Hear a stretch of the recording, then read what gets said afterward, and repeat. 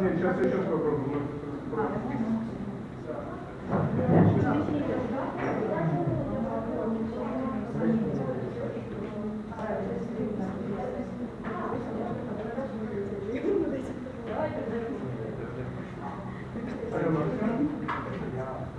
Тут в разделе как должно быть достаточно, но не сильно.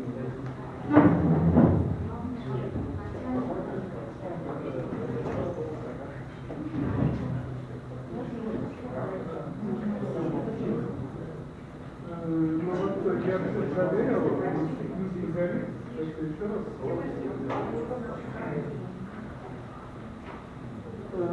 Да, именно это. Девайс, телефон, что-то там проверить.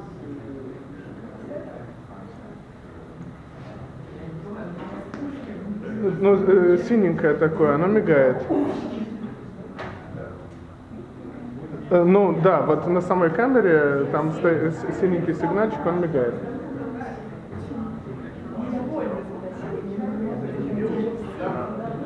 Да, там есть.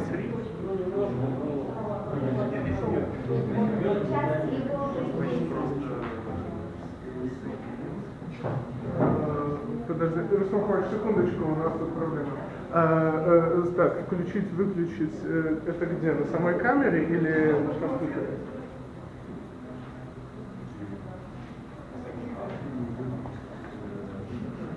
Красненькая кнопочка.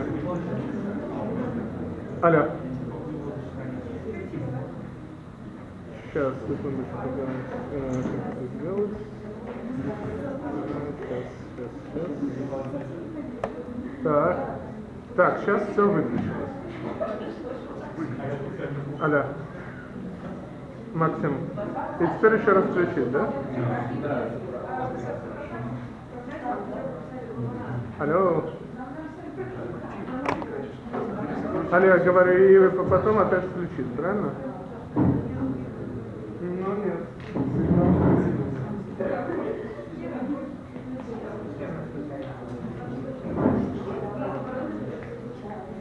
Да, конечно.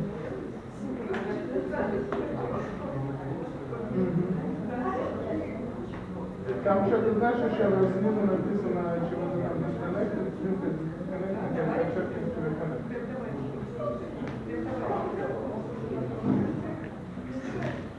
ну ладно.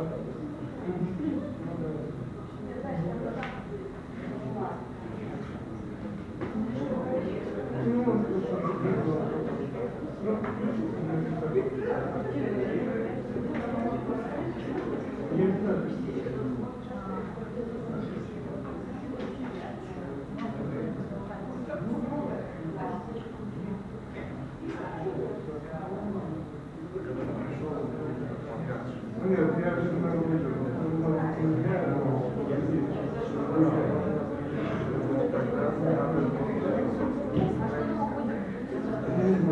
Главное, что все вроде вещи, которые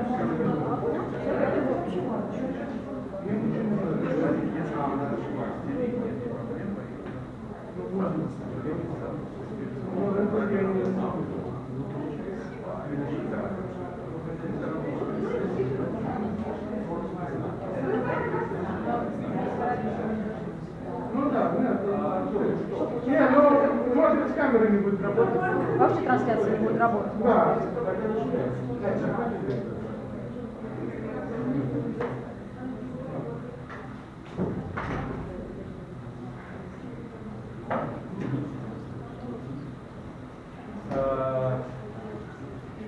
Уважаемые коллеги, открываем нашу вторую сессию. Она называется «Границы внутри». И первым докладчиком у нас выступит профессор Польц, известный ромист, конформер, с докладом «Христианство Алан и пережитки юридической позиции в России».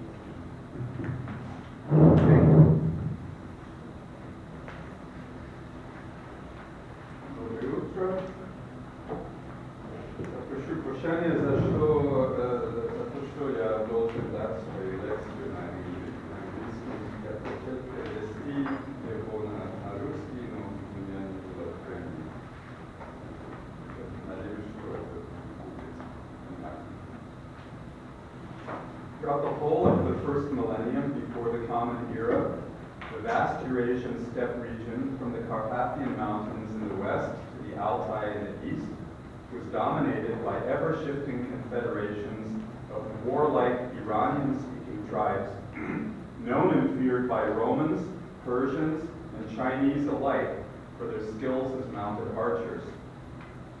Ancient Greek writers refer to them at times by a collective term, Scuthoi, or Scythians, and Persian sources by the parallel designation of Saka, while in other cases, more specific names are used to refer to particular tribes, clans, or groupings, with varying degrees of accuracy.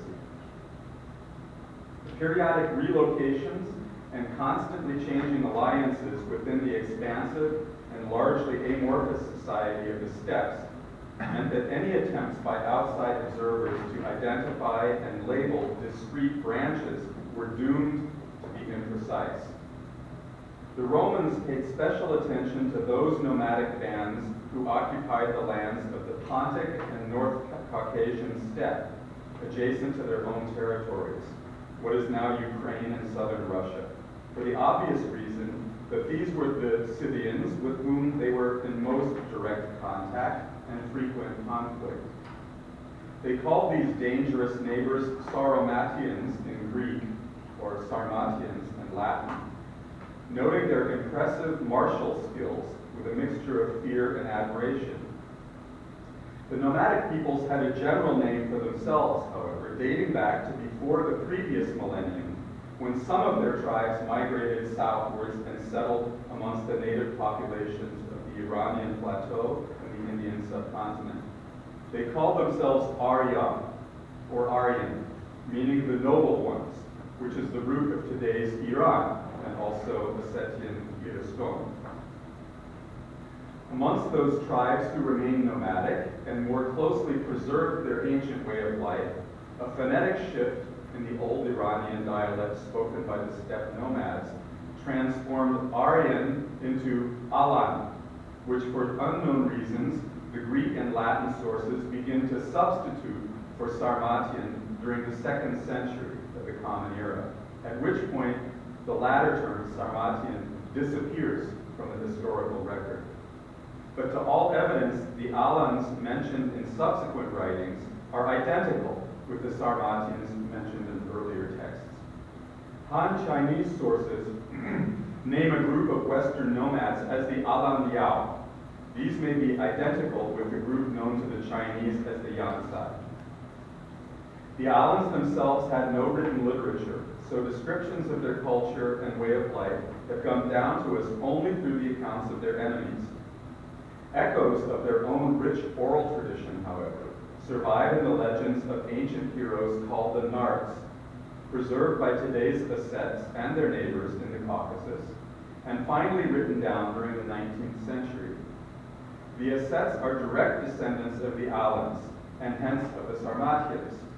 Their language is a living version of that spoken by the Alans, and their culture sustained many archaic Scythian traditions and values right up to the 20th century.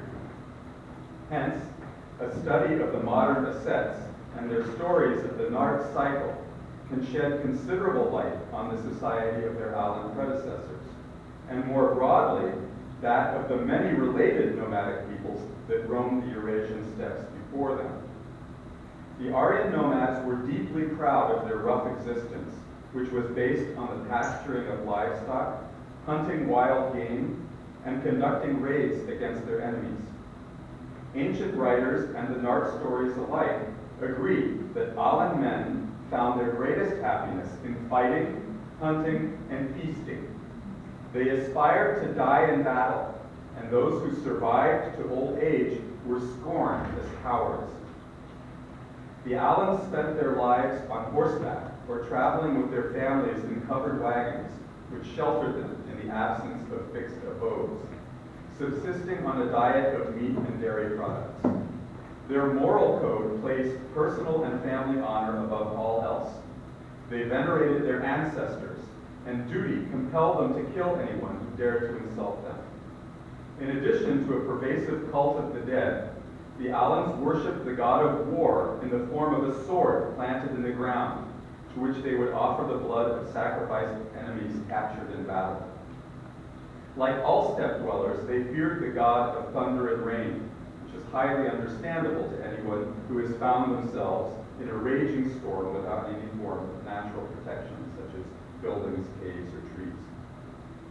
While the Hunnic invasions of the 4th century drove many Allan tribes into Europe, others took refuge closer to home by moving into the foothills of the Caucasus Mountains.